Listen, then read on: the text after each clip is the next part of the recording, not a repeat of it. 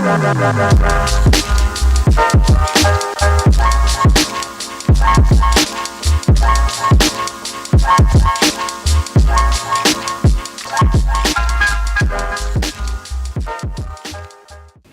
at the age of 9, my dad walks in the house and he has this guitar, $26, if I remember correctly.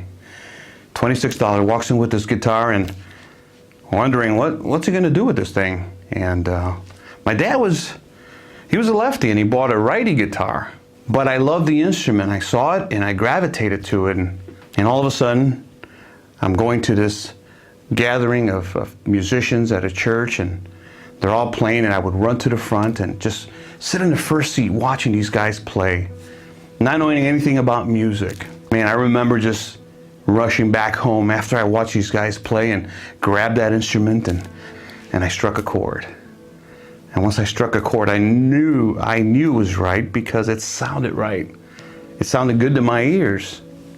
Plus my parents were happy because it sounded better than what I was strumming at before. That didn't make any sense.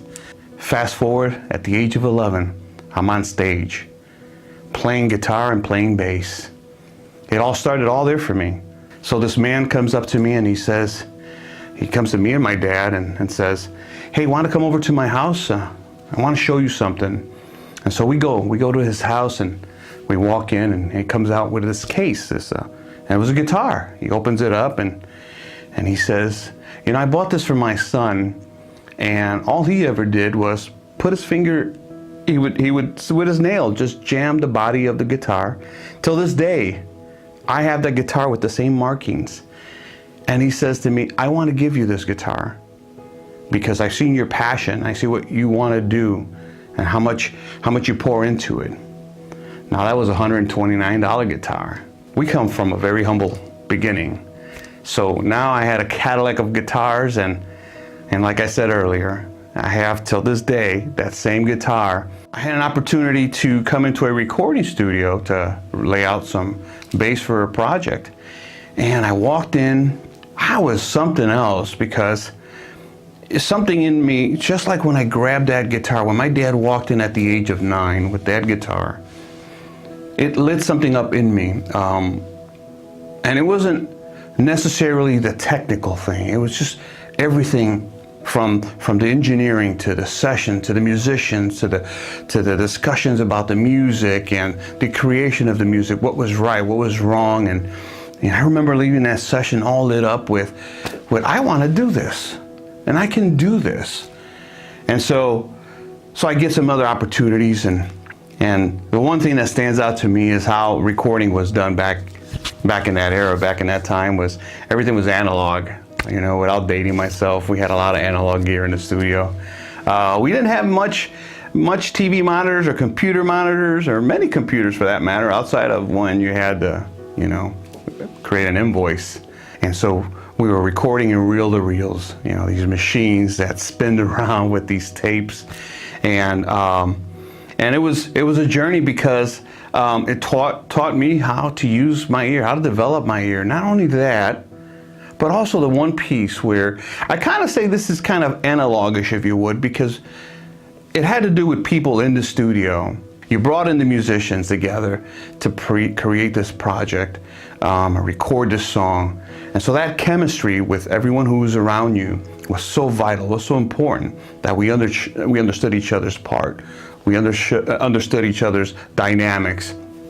And that's kind of analogish, right? Because that's people. That's not mechanical. It's not digital format. The transition from analog world to digital.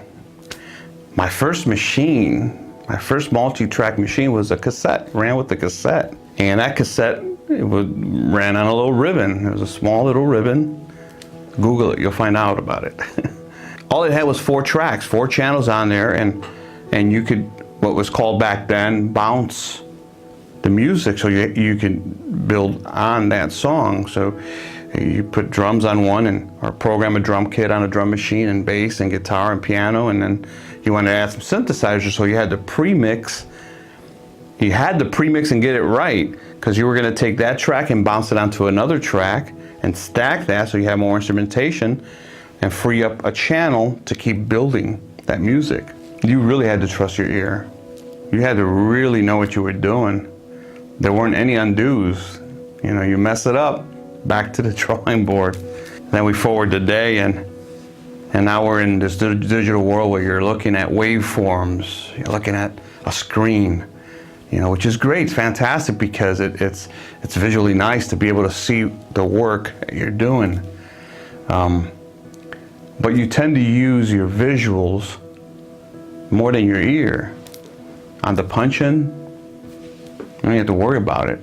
I started with my first studio on that little 4-track machine, and then I rolled in several years later to my second studio, which I evolved into the ADAT machines and had 6 of those machines. And then I was learning to interface the digital world from ADAT to hard disk recording into Pro Tools, and learning to sync those 2 machines.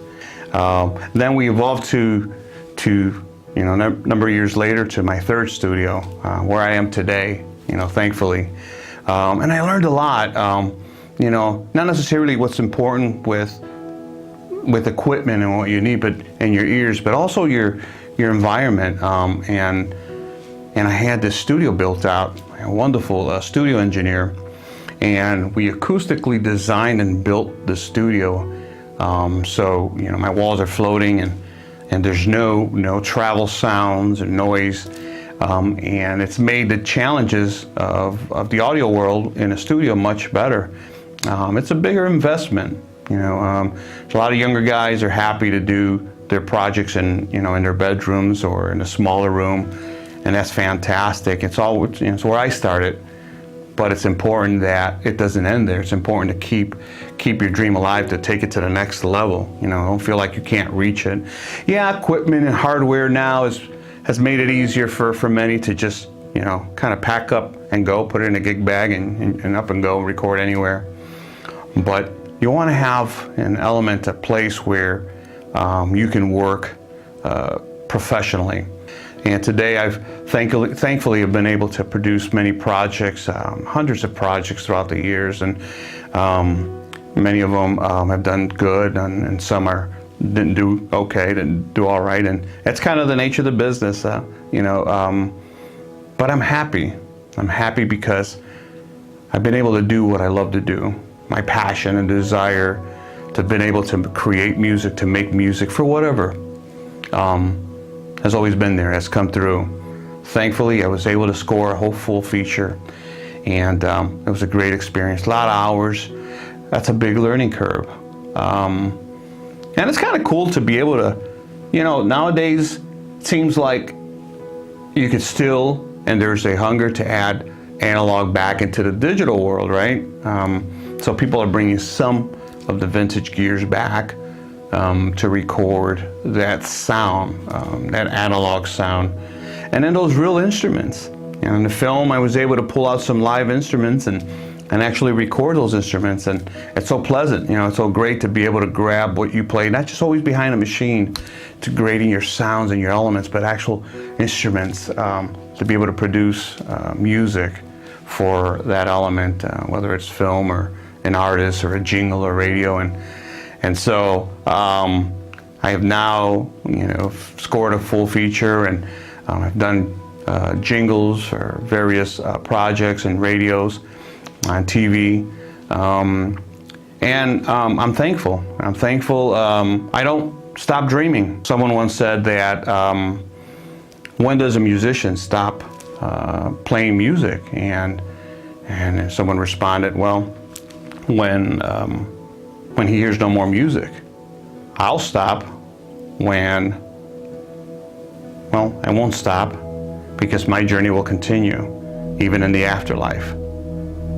It may stop here in the natural world, but the next level for me, I'll be able to continue with music. That's my story.